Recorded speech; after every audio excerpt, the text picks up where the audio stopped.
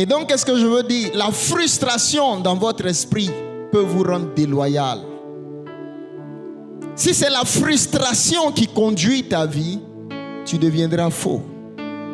La frustration peut faire que vous allez commencer à vous mettre à l'écart. Vous savez, on peut même vous frustrer, mais vous devez apprendre à dominer sur la frustration. Ce que je dis est très important. On ne sort pas d'une église par frustration. C'est la voix de Dieu.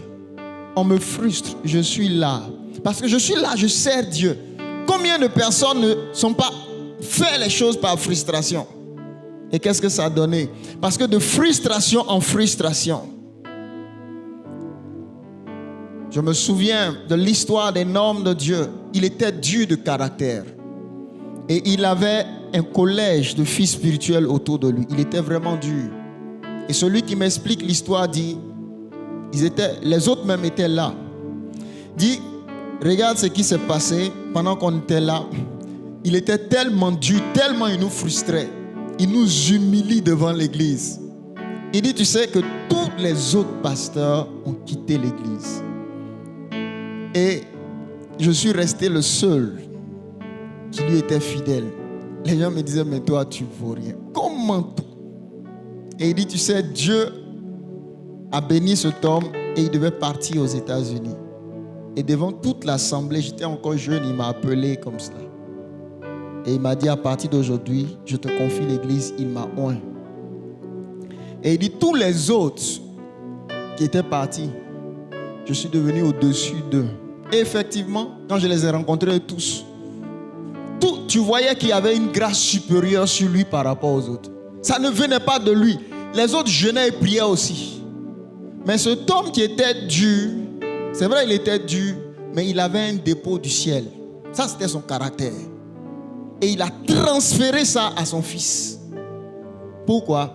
Parce qu'il a été le seul qui a été capable de le supporter. Qu'est-ce que je veux vous faire comprendre? Vous savez, l'homme qui avance, il me disait, il dit, il y a frustration. Il dit, c'est humiliation même, on connaissait. Et les autres ne pouvaient pas. Mais je suis resté. Et Dieu l'a béni. Celui qui a un esprit qui se frustre vite va être facilement déloyal. Quelles sont des personnes, nous, dites la vérité, quelles sont les personnes qui se frustrent vite? Levez la main comme ça. N'ayez pas honte, levez la main. Surtout les femmes. Elles se frustrent très vite. Vous savez, les groupes de femmes là, quand elles sont en groupe. Fac.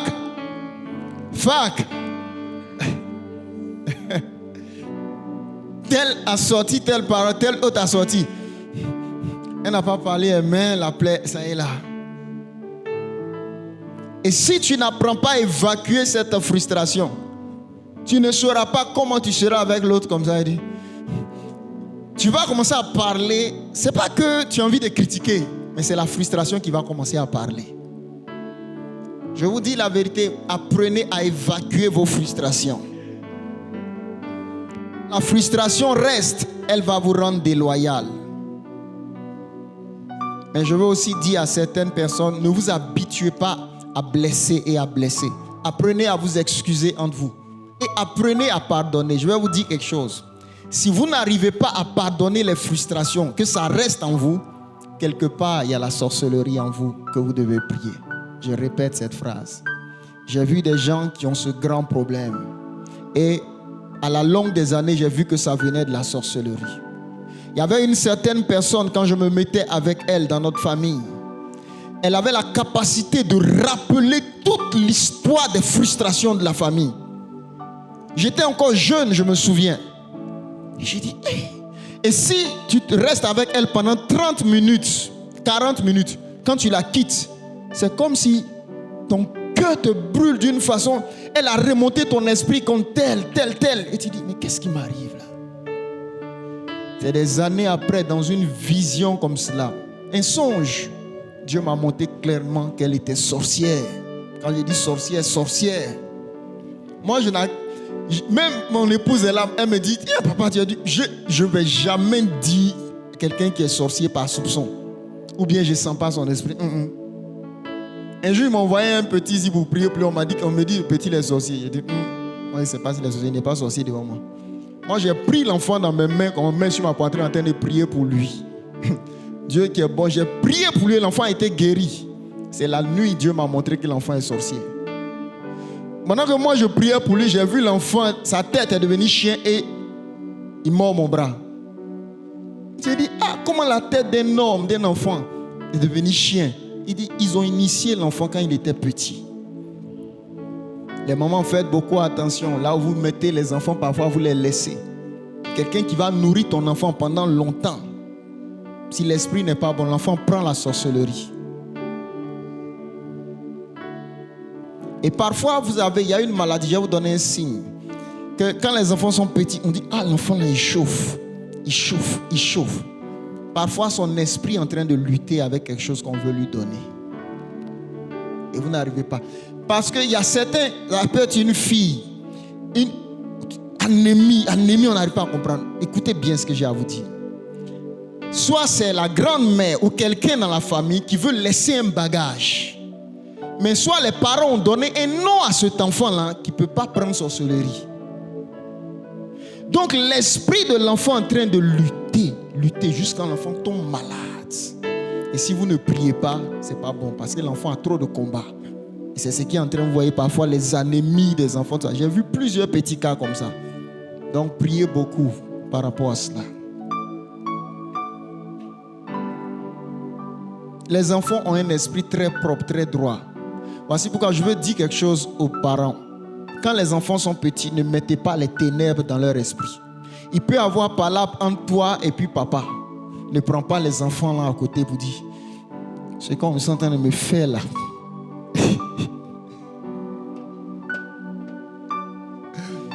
Non, l'enfant est petit, tu es en train de lui expliquer. Elle ne comprend rien même. Et puis tu es en train de l'expliquer comme si tu étais en train d'expliquer à une grande personne. Ne faites pas ça. Parce que tu n'as personne à qui te décharger. L'enfant, il ne comprend rien. Laisse l'enfant. Ne mettez pas les enfants là-dedans. Hein? Ok. La déloyauté, deuxièmement, est le fruit de l'orgueil. J'ai parlé de la frustration de l'esprit. L'orgueil engendre la déloyauté. L'orgueil engendre la déloyauté. Lorsque l'esprit de quelqu'un devient hautain, il ne pourra plus supporter son leader. Vous savez, pour avoir un père spirituel, il faut de l'humilité. L'orgueilleux ne voit pas le besoin pour lui d'avoir un père spirituel. L'orgueilleux se compare à son père spirituel. L'orgueilleux ne voit pas le besoin pour lui d'avoir quelqu'un qui est son père. Non. L'homme orgueilleux n'arrive pas à supporter d'être instruit. Déjà, le Saint-Esprit l'enseigne. L'orgueilleux est hautain, il est hautain. Regardez l'orgueilleux. Pendant que je suis en train de prêcher, il dit, oh non, il a raté ici. Tu vois, voici ce qu'il fallait dire. Un jour, j'entendais quelqu'un, on était à une réunion comme ça, et il dit, si on me donne le micro ici, ils vont savoir quelque chose. Tout le monde, c'était les étudiants pasteurs qui étaient tout le monde, ils sont devenus comme ça, tous. Jusqu'à les jeunes pasteurs, que c'était leur pasteur qui était venu, ils avaient honte comme cela. Ils disent, oh, il est venu nous humilier ici. Parce que les autres pasteurs étaient là. Mais on n'a pas besoin de dire que c'est l'orgueil, mais ça c'est une manifestation de l'orgueil.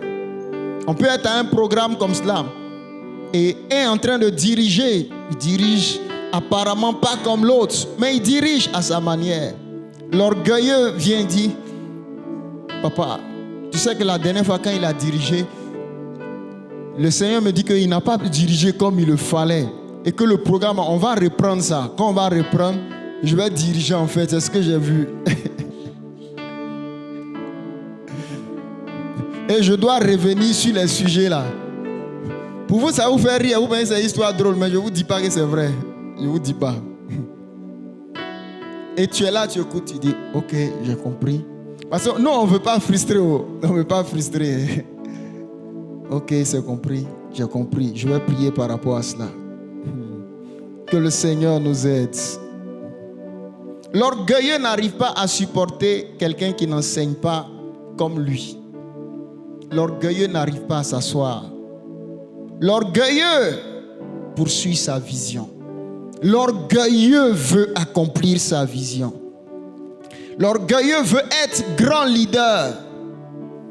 Tu ne peux devenir grand leader qu'en devenant disciple. C'est le disciple-là qui fait de toi un leader. Si une jeunesse n'aime pas le disciple-là, elle ne deviendra jamais une jeunesse qui engendre des leaders. Les leaders ne sont pas des gens qui prêchent ou qui ont des charismes. Écoutez bien, les leaders sont des hommes qui répandent des valeurs. Je reprends très bien ce que je vous dis. Parce qu'il y a beaucoup de formes de leadership dans ce monde. Mais il y a des leaderships qui emmènent aujourd'hui beaucoup d'hommes et de femmes en enfer. Tous les leaderships ne sont pas de Dieu. Et le leadership qui est de Dieu est un leadership qui est fondé dans des valeurs. Les valeurs. Et ça, c'est une denrée rare aujourd'hui. Les valeurs. Les valeurs. Aujourd'hui, notre monde est en perte de valeurs. Même l'Église, on est en train de perdre les valeurs.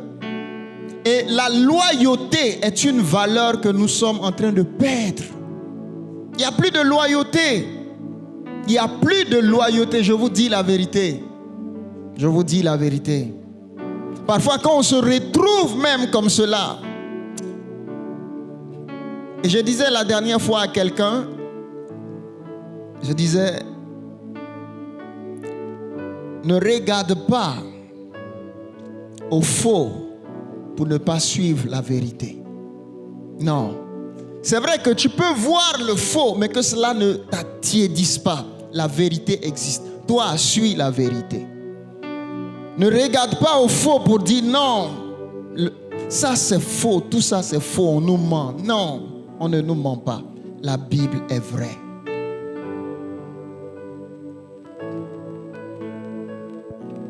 Lorsque tu n'arrives plus à supporter ton leader, sache que la déloyauté a commencé en toi. Peut-être ça commence sensiblement. D'habitude, peut-être quand tu le voyais, il y a une joie qui t'animait. Mais maintenant, quand tu le vois, tu as l'impression que tu n'as plus la même joie. Personne ne doit te dire cela. Toi-même, trouve le coin et va prier. Vous savez, je vous dis la vérité. Il y a des démons qui sont assignés à mettre la division entre vous et l'homme que Dieu vous donne comme père spirituel. Retenez cette phrase-là. Il y a des esprits qui sont assignés. Vous dites, regarde, c'est lui-là qui est ton père spirituel. Il a quoi même de plus que toi? Il est jeune. Il a quoi? Il n'a même pas maison. Il n'a pas voiture. Il n'a pas ça. Il y a des esprits qui sont chargés de mettre une séparation entre toi et ton leader. De la même manière, il y a des esprits qui sont chargés de te sortir des endroits qui seront des lieux de bénédiction pour toi. Des esprits qui sont chargés de cela. Bien-aimé, celui qui veille sur son esprit, veille sur le salut de son âme. Celui qui veille sur son esprit, veille sur le salut de son âme. Vous savez, votre leader que Dieu vous donne est une grande bénédiction pour vous. L'huile sur l'église coule d'abord sur la tête de votre leader. La bénédiction divine coule sur la tête de votre leader. Il y a une telle grâce et une telle bénédiction que Dieu envoie et que Dieu va encore envoyer. Mais si je me déconnecte de l'ordre de la loyauté, je me déconnecte de l'ordre de la bénédiction. Je répète cette phrase. Dans le psaume 133, il dit, c'est comme l'huile précieuse qui répandue sur la tête descend sur la barbe. L'ordre de la loyauté. Sur la barbe d'Aaron qui descend sur le bord des vêtements, comme la rosée de l'Hermon qui descend sur les montagnes de Sion. Vous voyez, et il dit, c'est là que l'Éternel envoie la bénédiction. L'ordre de la loyauté est l'ordre qui engendre la bénédiction. Je vous ai expliqué, on était à un temps d'intercession, de prière, quand on était de l'autre côté. Et j'étais assis comme cela. Parce j'étais assis. Et quand j'étais assis, mes yeux se sont baissés comme ça. Et le Seigneur, par sa grâce, j'ai vu un ange s'arrêter devant moi comme cela. Et cet ange a commencé à me parler. Il m'a dit, va voir mon serviteur. Il a dit le nom de Papa Dion Robert comme ça. Et tant comme ça. Quand il est fini, il a disparu. Qu'est-ce que l'ange venait de me faire? L'ordre de là, avant cela, j'avais déjà au moins trois qui sont des pères et des mentors pour moi. Mais l'ange dit, il y a un ordre de la bénédiction qui ne peut venir que dans l'ordre de la loyauté. Je me méfie des gens qui n'ont pas de père. Je ne les suis pas même. Je ne m'attache pas à eux. Non. L'orgueilleux a la sémence luciférienne, même s'il prêche des grands mystères. Je répète cette phrase. L'orgueilleux a la sémence luciférienne, même s'il prêche de grands mystères. L'esprit est tellement un. L'esprit est tellement un que tous les livres des hommes de l'esprit que je lis, presque eux tous ont des mentors, ont des pères. Quand vous ne lisez pas la Bible selon l'esprit, le diable va amener votre esprit sur un verset pour dire, Jésus a dit ici, n'appelez personne père. Mais puisque vous n'avez pas le discernement selon l'esprit, vous allez faire une interprétation littérale sans comprendre de ce dont il parlait. Lisez le texte. Il parlait de l'esprit des scribes et des pharisiens. Et puisque le texte a été écrit en quoi? En grec.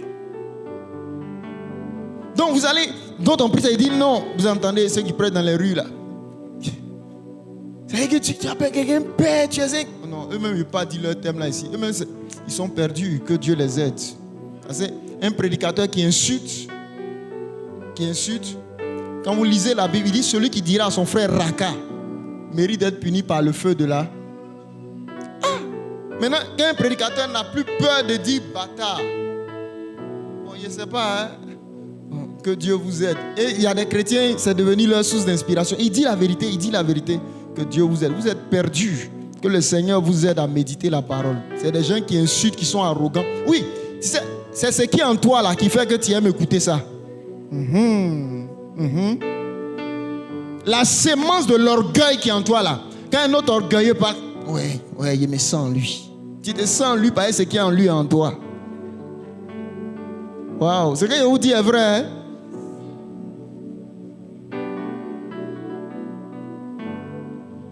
Il y a des hommes, quand je les écoute, ils n'ont qu'à parler tout doucement. Mon âme est en paix. L'esprit est un. Mon âme est en paix parce que l'esprit est un. Le même qui a mis la sémence en Marie est le même qui a mis la sémence en Élisabeth. Quand tu l'écoutes, tu sens le bébé en toi qui est content et qui bouge. Mais il y a aussi des messages. Quand je sens quelque chose qui bloque, je ne force pas, j'enlève. Même si ce qu'il dit est vrai. Ou quand j'écoute dans un esprit où je mets une muraille, un filtre.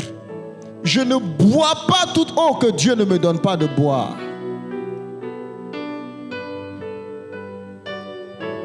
Et un jour, il y avait, ce que je dis, je ne vous mens pas, j'avais un pasteur qui travaillait, il l'aimait tellement écouter, je lui ai dit fais attention. Et plus il écoutait, parce que plus il y a des enseignes, Dieu m'a montré, ça je ne dis pas, Dieu m'a montré une foule de races de prophètes qui sont des devins. Je ne peux pas en parler. S'ils viennent ici, ils vont vous faire lever quand vous allez commencer à tomber quand Dieu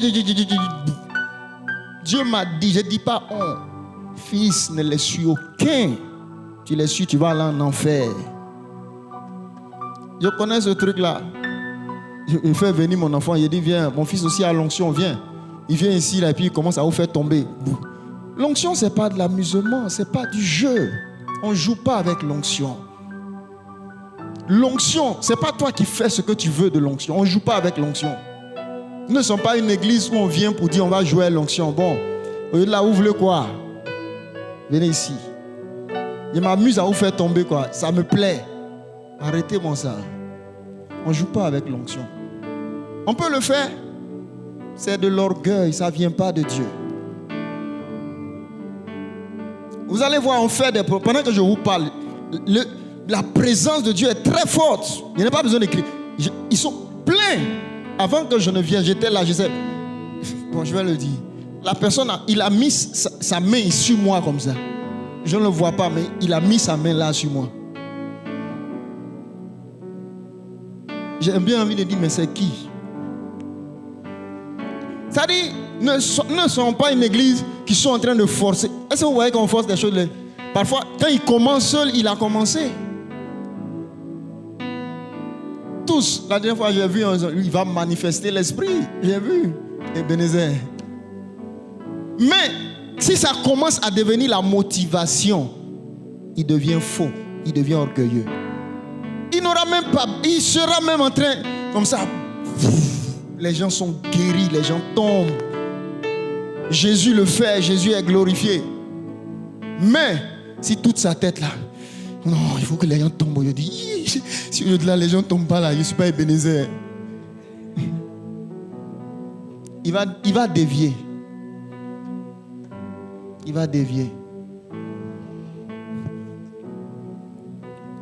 Vous savez, l'esprit de déloyauté vous pousse à chercher des choses inutiles. Un homme est allé jeûner. Père, donne-moi une plus grande onction que mon père. Donne-moi une plus grande onction. Je vous dis une histoire vraie. Avant qu'il termine le jeûne, il était dans un hôpital psychiatrique. Il est devenu fou. Il y a des prières que quand vous commencez à les faire, ce n'est plus vous qui le faites, mais c'est l'esprit luciférien qui fait ces prières en vous. Moi, je veux devenir, je veux devenir un grand enseignant. De telle sorte que quand j'enseigne là, personne ne peut tenir. C'est Satan qui parle en toi. Écoutez ma voix. Je ne vous donne pas des enseignements comme ça. Moi, je veux devenir un grand pianiste. Le plus grand pianiste de la Côte d'Ivoire. Sois un grand pianiste pour Jésus. Pour le salut des âmes. Les choses, l'esprit luciférien dit, je lèverai mon trône au-dessus du très haut. L'esprit luciférien est dangereux. C'est cet esprit qui va amener la manifestation de la bête dans nos nations. Où quiconque n'aura pas la marque ne pourra pas manger, ne pourra rien faire. Ils vont chercher à nous imposer l'esprit luciférien et nous devons être prêts pour cela. Parce qu'il y a un seul qui est la tête, c'est Jésus-Christ. Mais l'esprit luciférien voudra prendre la tête. Que la tête et toute la puissance et la gloire soient données à Jésus-Christ.